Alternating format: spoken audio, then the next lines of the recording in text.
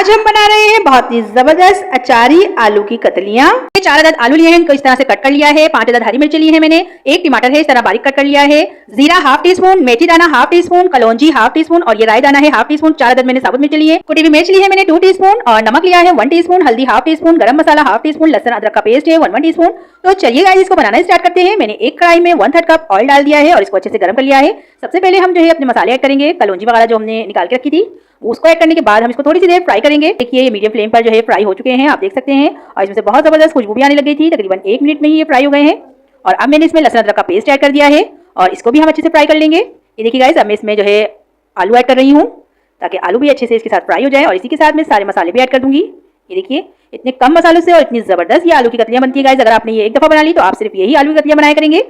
ये देखिए हम इसको थोड़ी सी देर फ्राई करेंगे और फिर इसमें जो है टमाटर ऐड कर देंगे। ये देखिए गाइस, मैं इसमें टमाटर ऐड कर रही हूँ ताकि ऑयल का टेम्परेचर जो है डाउन हो जाए और हमारे मसाले जो है जले नहीं। गाइस इसमें जो है मैंने हाफ कप जो है पानी ऐड कर दिया था, वो मैं दिखाना आपको भूल गई हूँ।